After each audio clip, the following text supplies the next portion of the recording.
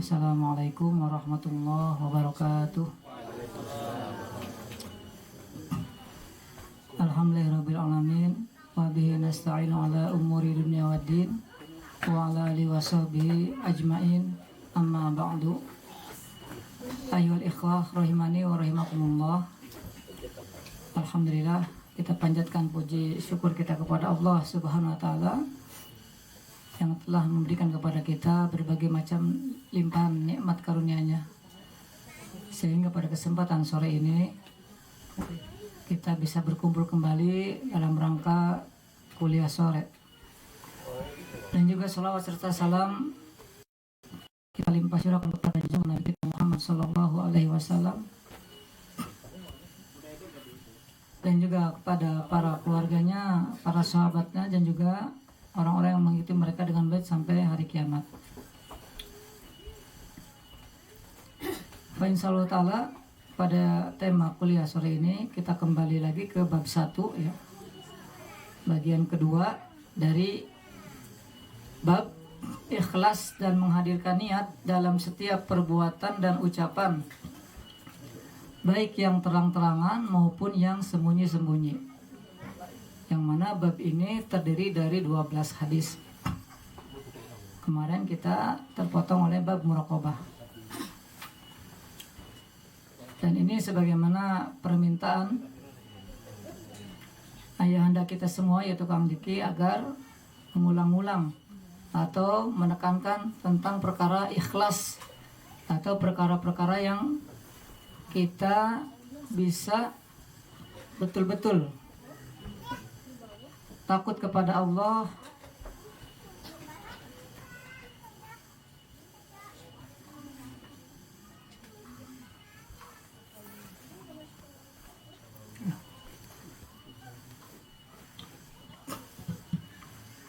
karena ikhlas pun sudah dibahas oleh para ulama merupakan perkara yang sangat berat ya, yang sulit ya. Terkadang seorang awalnya ikhlas, di tengah perjalanan tidak ikhlas seperti itu. Maka wajar kalau bab ini atau tentang menghadirkan niat dan juga ikhlas kita ulang-ulang dari sisi ikhlas itu sendiri. Kemudian dari sisi kita ya kita ini kalau diibaratkan buah nangka, matang enggak, mentah enggak, matang enggak ya, ngebagel. Nah jadi bagaimana caranya biar buah nangka yang ngebagel itu bisa matang gitu ya. Ada yang pernah matangin buah nangka yang matang enggak, masak enggak? Ditusuk api enggak? Di sayur ya. Ditusuk pakai kayu menyala. Nah kita betul harus senantiasa menekankan masalah keikhlasan kita dalam seluruh aspek kehidupan kita.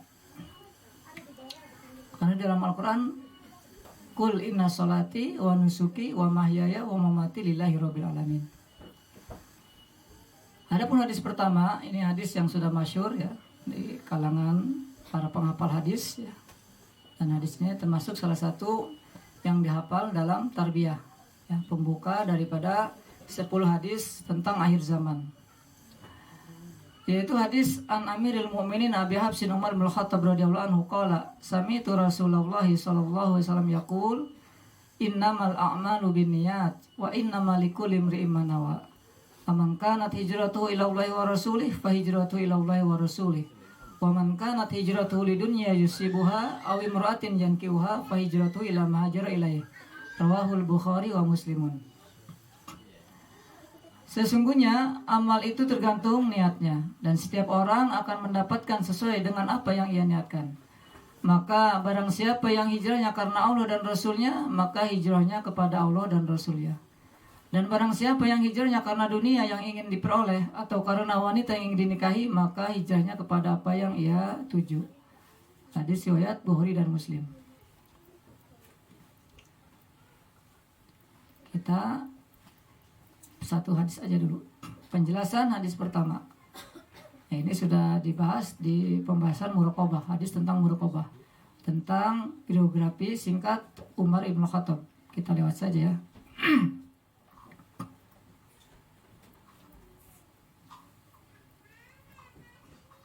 Begitu juga sama periwayatnya yaitu Imam Bukhari dan Muslim yang menukilkan hadis dari gurunya. Kita sudah bahas juga di pembahasan hadis muraqabah. Kita masuk ke hadis ini. Makna daripada hadis yang pertama, innamal a'malu binniyat wa innamal likulli imri'in ma nawa. Setiap amal manusia tergantung pada niatnya, artinya nilai amal di sisi Allah tidak diukur dari bentuk lahiriahnya, tetapi dari maksud dan tujuan hati pelakunya. Dan nanti akan diperkuat dengan hadis-hadis selanjutnya, karena ada 12 hadis yang dikumpulkan oleh Imam Nawawi tentang yang berkaitan dengan hadis-hadis niat atau menghadirkan niat. Jadi setiap orang akan mendapatkan balasan sesuai dengan niatnya, bukan sekedar hasil perbuatannya. Kemudian faman kanat hijratu ilallahi wa rasulih fa hijratu ilallahi wa rasulih. Orang yang berhijrah meninggalkan kampungnya, meninggalkan negerinya dengan tujuan untuk mencari ridha Allah dan mengikuti Rasulnya, maka hijrahnya diterima sebagai ibadah dan berpahala besar. Terlebih kita di sini ujlah yang memiliki keutamaan khusus ya. Nah, karena itu luruskan niat kita ya. Ketika kita ke sini dan ketika kita sudah berada di sini, luruskan terus niat kita ya, karena Allah dan mengikuti Rasulnya. Insya Allah akan menjadi sebuah ibadah dengan berpahala yang besar. Kemudian waman kanat hijratu ila dunya yusibuha aw imra'atin yankihuha fa hijratu ila ma hajara ilaih. Tapi barang siapa yang hijrahnya karena dunia yang ingin diraihnya atau wanita yang ingin dia nikahinya, maka hijrahnya kepada apa yang ia tuju. Jadi ketika hijrahnya karena urusan dunia, baik itu harta, kedudukan ya, ataupun wanita, maka hijrahnya hanya mendapatkan tujuan dunia itu saja, tanpa pahala di sisi Allah.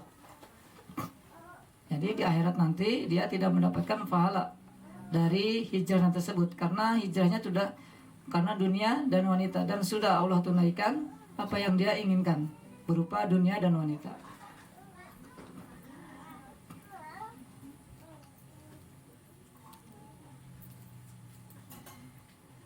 Hadis ini menjadi pokok dasar dalam Islam, karena seluruh amal harus didasari oleh niat yang benar. Sebagaimana dikatakan oleh Imam Asy-Syafi'i, kedudukan hadis ini mencakup sepertiga ilmu.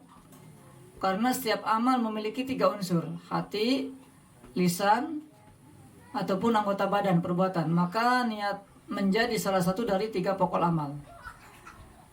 Begitu juga Imam Ahmad berkata pokok-pokok Islam terdiri di atas 3 hadis. Yang pertama hadis tentang ini, yaitu tentang niat. Kemudian yang kedua, hadis barang siapa yang mengada-adakan perkara baru. Hadis yang diriwayatkan oleh Imam Muslim ataupun Imam Bukhari dari Ummul Mukminin Aisyah radhiyallahu anha. Kasyah, bagaimana hadisnya Pak? Hadis kelima dari Arba'in An-Nawawi.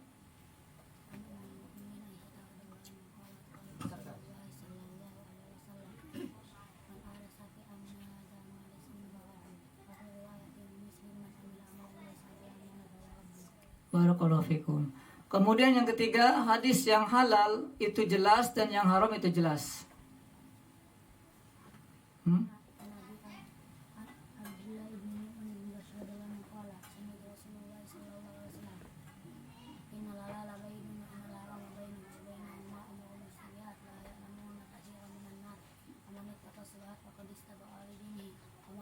Wa irdi.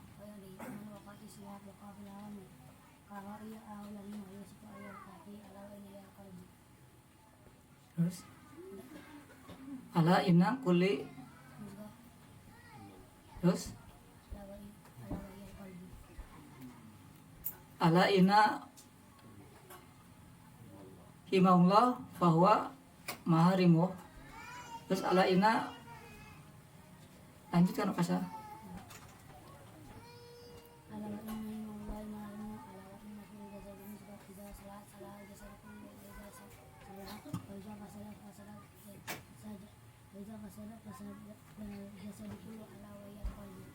Rahul.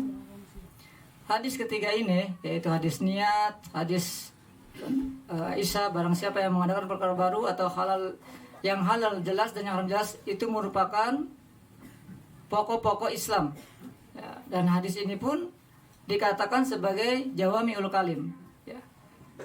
Jawami'ul kalim itu kalimatnya singkat, pendek, akan tetapi maknanya begitu luas. Ya. Sehingga seperti harus kepada niat.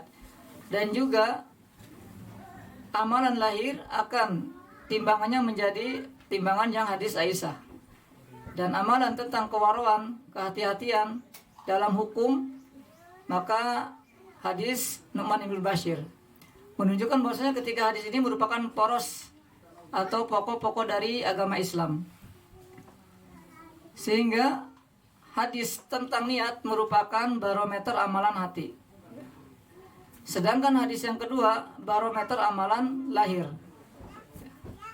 Kemudian hadis ketiga merupakan penerapan hukum atau menjaga kesucian diri ya, dari perkara-perkara yang haram, yaitu menjaga diri untuk bersikap waro.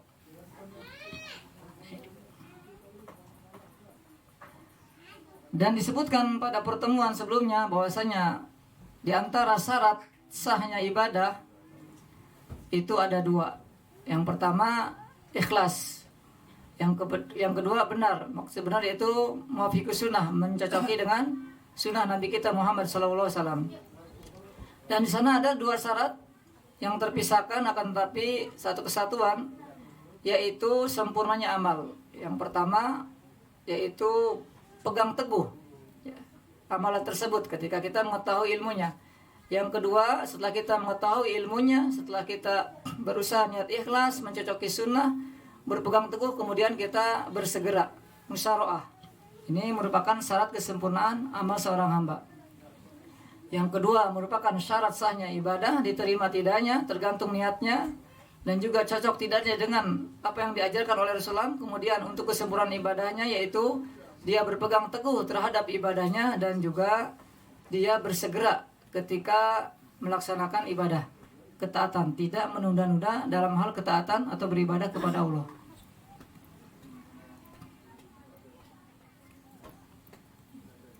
Makna niat secara bahasa al-qasdu, tujuan atau maksud. Secara syariat, maksud hati dalam melakukan suatu ibadah untuk mencari ridha Allah.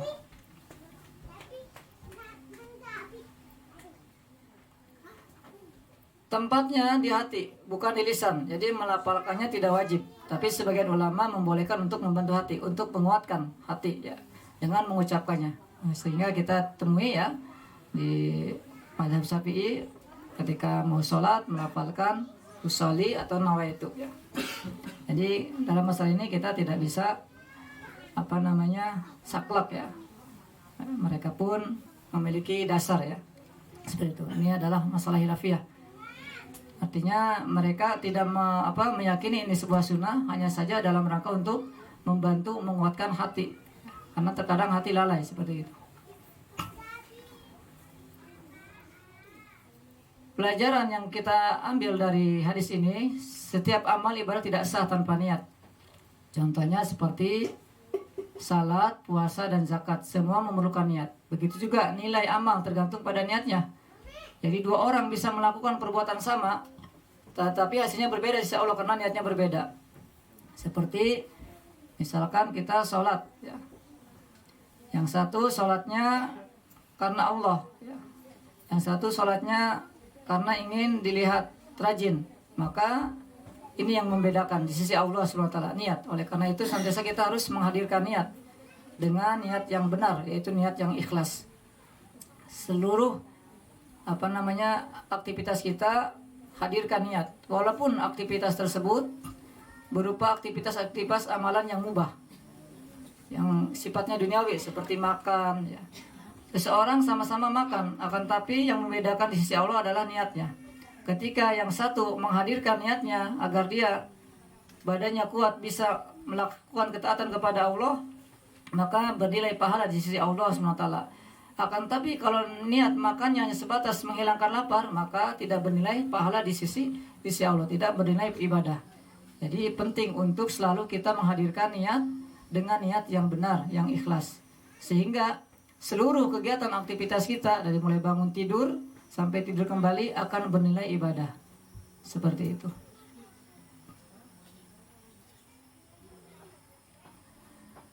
Ikhlas adalah inti amal. Jadi niat harus semata-mata karena Allah, bukan karena ria, kebanggaan, atau keuntungan duniawi.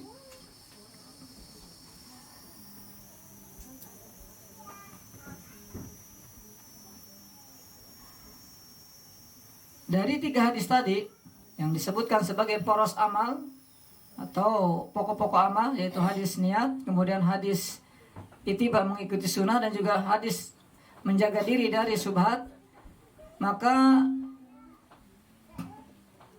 Ibnu Rajab memberikan bahwasanya ini merupakan kaidah umum amal ibadah dan muamalah. Jadi di dalam hadis ini mencakup kaidah umum baik kaitannya dengan ibadah ataupun muamalah. Kemudian juga menjadi landasan diterimanya amal ikhlas dan ittiba. Ini sebagai landasan diterimanya amal dengan ikhlas dan ittiba. Kemudian juga mengatur pembersihan hati dan kehati-hatian terhadap syubhat. Jadi dengan kita mengamalkan hadis yang ketiga, maka untuk mengatur hati kita agar hati kita tidak terjatuh kepada syubhat, sehingga ibadah kita baik yang lahir ataupun batin maka akan menjadi satu kesatuan yang dibangun di atas ikhlas dan ittiba dan juga kehati-hatian, yaitu sikap waro, agar tidak terjatuh kepada perkara syubhat, perkara yang samar. Apakah ini haram atau ini halal? Maka dengan hadis inilah kita akan bisa menemukan jawaban agar kita tidak terjatuh kepada perkara yang syubhat atau lebih-lebih haram. Dan juga hadis tadi yang termasuk itu jawami'ul kalim. Jadi Rasulullah perkataannya singkat tapi sangat luas maknanya, sehingga dari ketiganya lahirlah puluhan kaidah fikih dan adab Islam. Seperti yang hadis niat, maka al-umur bimaqasidiha, bahwasanya segala perkara itu tergantung tujuannya. Ini merupakan hasil daripada hadis tadi, menghasilkan kaidah-kaidah pokok dalam Islam. Kita bisa dicontohkan dalam amalan nyata sehari-hari yang biasa dilakukan oleh kita kaum muslimin. Seperti jenis amalan sholat. Contoh, seorang muslim salat 2 rakaat dengan niat. Ada yang dengan niat, yaitu menghadirkan niat. Ia berniat salat sunnah rawatib sebelum zuhur karena mengharap pahala dari Allah SWT. Sementara yang satunya ia hanya ikut-ikutan orang salat tanpa sadar untuk apa, sekedar gerakan badan. Maka inilah yang membedakan di sisi Allah, mana yang berpahala, mana yang tidak. Maka penting untuk selalu menghadirkan niat. Kemudian juga puasa, seperti contoh puasa Senin Kemis. Yang satu meniatkan untuk mendekatkan diri kepada Allah dan mengikuti sunnah Nabi. Kemudian yang satunya ia tidak berniat sama sekali di malam hari, hanya tidak makan dan minum karena diet. Ini pun sama. Dia akan mendapatkan apa yang ia niatkan. Tujuannya diet, ya dia akan tercapai. Yang tadinya badannya 80 kg jadi 40 kg. Nah, tapi di akhirat tidak mendapat bagian dari puasanya itu, karena puasanya karena diet. Atau mungkin karena bokeh. Terpaksa kalau niat puasa karena bokeh, terpaksa puasanya. Atau zakat, menyerahkan harta kepada fakir miskin atau orang-orang yang berhak menerima zakat. Nah, ia berniat menunaikan kewajiban zakat mal sebagai bentuk taqarrub kepada Allah. Sementara ia memberi uang kepada orang miskin karena iba, bukan karena perintah Allah. Ini kalau zakat ya, seperti itu. Maka ini yang membedakan niat ya. Atau perkara wudu, berwudu sebelum sholat. Ia berniat untuk mengangkat hadas kecil agar sah salatnya. Sementara yang satunya ia membasuh wajah, tangan tanpa niat ibadah, hanya ingin segar. Nah, ini pun tidak mendapat pahala di sisi Allah. Misalkan yuk kita wudu biar segar, maka tidak mendapat pahala di sisi Allah, hanya sebatas segar, tidak dinilai sebagai suatu amalan ibadah. Begitu juga haji umroh, ihram dari mikot, ia berniat ihram untuk ibadah haji, ya, karena perintah syariat seperti itu. Tetapi yang satunya ia memakai pakaian ihram hanya karena ikut rombongan tanpa kesadaran niat. Jadi makanya di sini Imam Nawawi sangat jeli ya. Maka judulnya menghadirkan niat ya, dengan ikhlas pada seluruh ucapan, perkataan baik yang tersembunyi ataupun terang-terangan. Dan beliau mengumpulkan sampai 12 hadis agar untuk mendukung daripada hadis-hadis niat. Bagaimana pentingnya untuk senantiasa kita menghadirkan niat pada setiap perbuatan kita, ucapan kita. Ataupun membaca Al-Quran. Membaca Al-Quran, yang satu misalkan membaca Al-Baqarah, ia berniat untuk tadabbur dan mencari pahala, karena tujuan membaca Al-Quran adalah tadabbur ya, untuk ditadaburi. Maka yang satu ia membacanya untuk lomba atau melatih suara tanpa niat ibadah. Nah, maka ini beda nilainya di sisi Allah ya. Yang satu hanya untuk lomba ya, untuk lomba menunggu jadwal MTQ misalkan.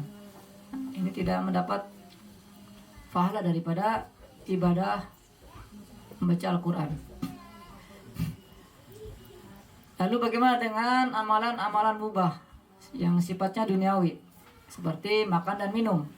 Contoh kita di sini sarapan pagi ya, entah itu dengan singkong ataupun nasi, maka niatkan agar kuat beribadah dan bekerja ya, baik di kebun, di peternakan, perikanan, atau yang kerja di luar untuk mencari rezeki, halal. Tapi yang satu hanya makan sekedar lapar tanpa mengingat Allah sedikit pun. Maka ini yang membedakan.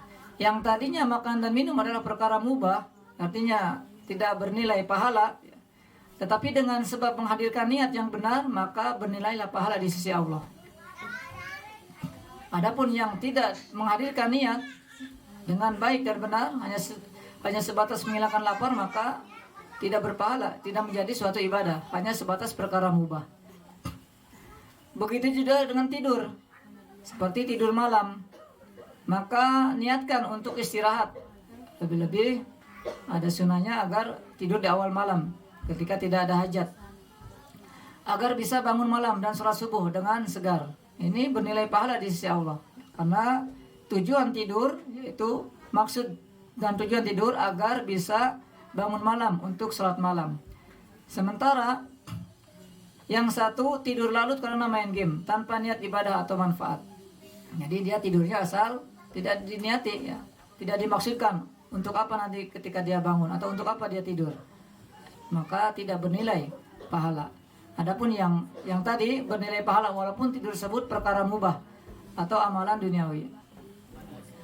Begitu juga bekerja atau berdagang yang di luar, menjual barang dagangan, berniat mencari rezeki yang halal untuk nafkah keluarga dan sedekah bila ada kelebihan, maka ini bernilai pahala ya.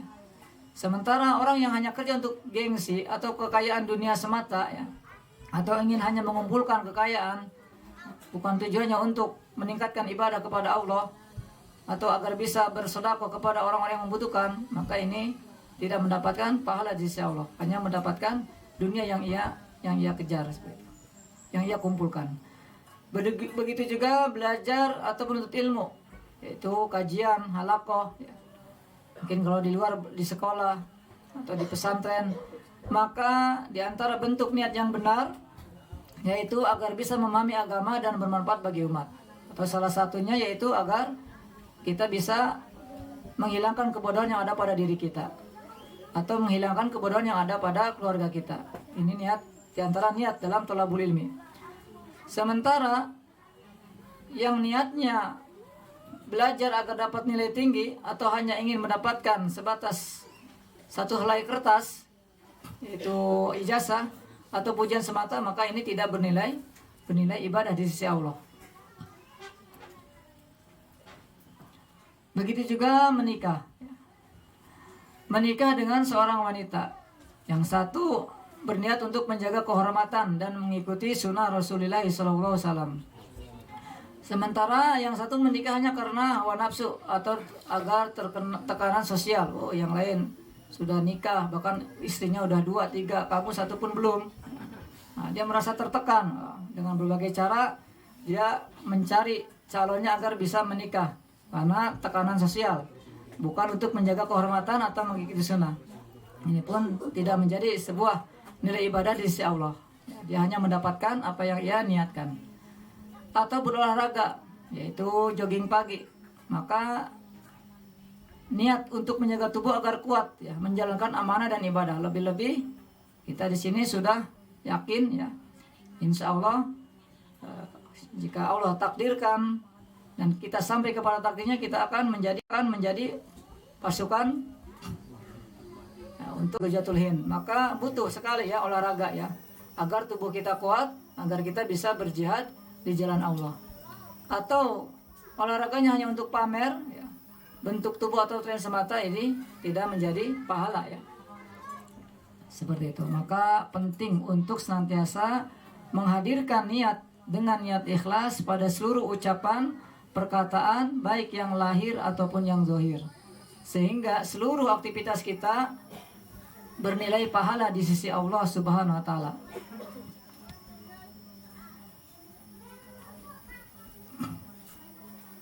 Nilai di sisi Allah tidak bernilai ibadah bisa jadi hanya aktivitas biasa tanpa niat, ya. Sedangkan dengan niat maka bernilai ibadah dan berpahala, walaupun perkara tersebut perkara mubah, perkara dunia. Dampak hati tanpa niat hanya rutinitas dunia. Sementara dengan niat menemukan rasa ikhlas dan muraqabah, merasa diawasi oleh Allah SWT. Ketika kita senantiasa menghadirkan niat, menunjukkan bahwasanya kita merasa diawasi oleh Allah, merasa bahwasanya Allah melihat atau mengawasi gerak-gerik kita, ucapan kita, amal perbuatan kita, sehingga kita senantiasa menghadirkan niat ikhlas karena Allah SWT sebagai buah dari muraqabah. Ini dampak bagi hati ketika kita menghadirkan niat pada seluruh aspek kehidupan kita, pada seluruh aktivitas kehidupan kita. Begitu juga ketika contoh keseharian, makan karena lapar, dengan makan agar kuat ibadah, niat mengubah hal biasa jadi ibadah.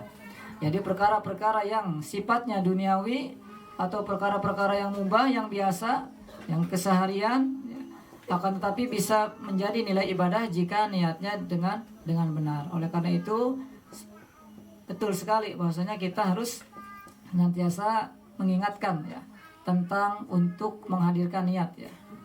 Jangan sampai aktivitas 24 jam kita, ya, tidak bernilai pahala di sisi Allah SWT, ya. Seperti itu. Ya, minimalnya perkara-perkara yang fundamental itu perkara-perkara yang wajib.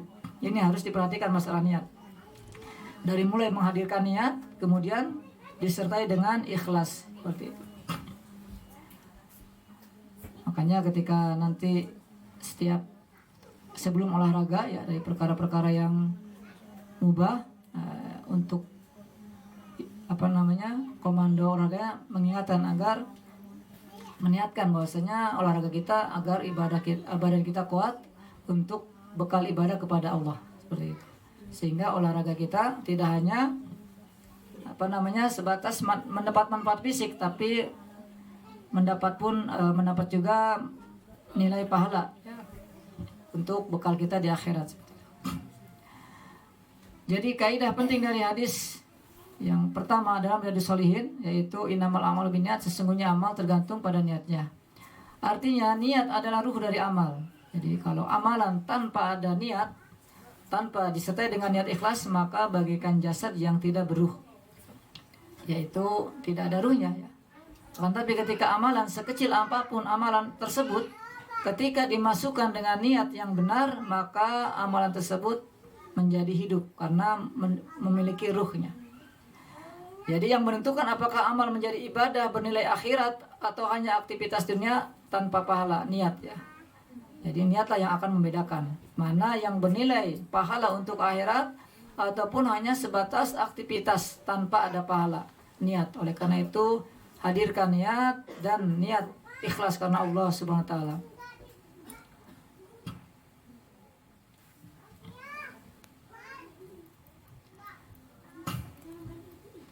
Faidah-faidah hadis. Hadis ini menjadi tolak ukur diterima atau tidaknya amal. Menunjukkan bahwa amal yang tampak sama berbeda nilainya karena niat yang berbeda. Jadi walaupun amalnya sama, akan tetapi niat yang berbeda itulah yang akan membedakan nilai kesudahan dari amal itu sendiri. Manakah amal yang mendapat kebaikan di sisi Allah dan mana amal yang tidak mendapatkan kebaikan. Artinya amal hanya aktivitas biasa, yaitu dengan niat. Kemudian mengingatkan pentingnya muhasabah hati sebelum beramal. Jadi sebelum beramal maka kita muhasabah hati kita dulu ya. Niatnya untuk apa ya? Seperti itu. Kita melangkahkan kaki menuju masjid, menghadiri kajian, menghadiri kuliah, maka muhasabah hati kita. Ya, kita luruskan niat, kita hadirkan niat ya untuk yaitu menuntut ilmu ya. Menghidupkan hati dengan zikir ataupun menghilangkan kebodohan yang pada diri kita. Ini diantara niat ya. Ketika kita menghadiri majlis-majlis ilmu. Sehingga dengan niat ini maka akan menjadi suatu nilai ibadah di sisi Allah. Jangan sampai kita tidak menghadirkan niat. Sehingga amal kita kosong atau amal kita tidak memiliki ruh. Kemudian niat yang benar dapat mengubah amal mubah menjadi ibadah. Contoh yang tadi dikuatkan, yang tadi disebutkan makan ya dengan niat untuk menguatkan ibadah menjadi nilai-nilai ibadah. Dan juga menjadi dalil umum bahwa agama Islam menilai hati lebih dari sekedar perbuatan lahiriah. Jadi sebelum ibadah-ibadah lahiriah ini yang menjadi pokok karena merupakan ruh seluruh amalan ibadah, baik ibadah ucapan lisan ataupun ibadah perbuatan ataupun ibadah hati. Maka akan berputar kepada niat ini. Walaupun dia melakukan ibadah-ibadah sunnah dan mencocoki sunnah, kalau niatnya bukan karena Allah, bukan mengikuti tuntunan Rasulullah, maka tidak bernilai pahala. Dan sebaliknya, ketika seorang niatnya karena Allah, akan tetapi amalannya tidak mencocoki sunnah Rasulullah, maka ibadahnya pun tidak diterima. Ya. Sebagaimana hadis tadi Aisyah, man amila amalan laisa alaihi amruna fahuwa radun. Barang siapa yang beramal dengan suatu amal yang tidak ada perintahnya pada kami, maka amal tersebut tertolak. Ini merupakan barometer amalan lahir. Kesimpulan hadis ini merupakan kaidah agung yang menjadi pondasi bagi semua amal ibadah. Rasulullah memulai sabda ini dalam Riyadhus Shalihin untuk menanamkan dasar bahwa tidak amal yang bernilai di sisi Allah kecuali yang disertai niat yang ikhlas karenanya. Karena itu penting sekali masalah niat. Para ulama pun ya menyebutkan bahwasanya perkara niat ikhlas ini merupakan perkara yang sangat berat, yang harus senantiasa diperbarui oleh seorang hamba agar semua aktivitasnya, semua amalannya bernilai pahala di sisi Allah Subhanahu wa taala. Mungkin ini yang bisa disampaikan pada materi kuliah sore ini. Udah ya. Untuk tadinya membahas wudhu dulu sebelum yang kemarin sholat itu, mengulang. Bagaimana Pak DKM? Wudhu dulu? Dia mulai. Hari ini aja kalau ngumpul ya. Dan itu pun belum selesai karena nanti dibikin masail. Dia ada masalah-masalah yang berkaitan dengan wudhu. Jadi bukan hanya materi wudhunya saja, tapi masail-masail yang berkaitan dengan wudhu. Biasa kasus-kasus yang terjadi berkaitan dengan wudhu ya, seperti itu. Baik, kita sebelum kita menutup kuliah sore ini, kita baca seperti biasa surat Al-Kahfi ayat 1 sampai 10.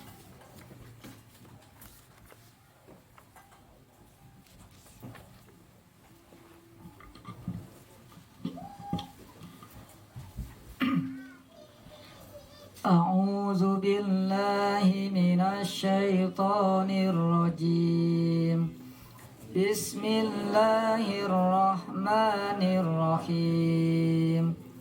Alhamdulillahilladzi anzala ala 'abdihil kitaba wa lam yaj'al lahu 'iwaja. قيما لينذر بأسا شديدا من لدنه ويبشر المؤمنين الذين يعملون الصالحات أن لهم أجرا حسنا ماكثين فيه أبدا وينذر الذين قالوا اتخذ الله ولدا ما لهم به من علم ولا لآبائهم كبرت كلمة تخرج من أفواههم إن يقولون إلا كذبا فلعلك باخع نفسك على آثارهم إن لم يؤمنوا بهذا الحديث أسفا إنا جعلنا ما على الأرض زينة لها لنبلوهم أيهم أحسن عملا وإنا لجاعلون ما عليها صعيدا جرزا أم حسبت أن أصحاب الكهف والرقيم كانوا من آياتنا عجبا إذ أوى الفتية إلى الكهف فقالوا ربنا آتنا من لدنك رحمة وهيئ لنا من أمرنا رشدا. Barakallahu fikum, jazakumullahu khairan. Kita tutup dengan doa kafaratul majlis. Subhanakallahumma wa bihamdika asyhadu an la ilaha illa anta astaghfiruka wa atubu ilaik. Walhamdulillahirabbil alamin. Wassalamualaikum warahmatullahi wabarakatuh.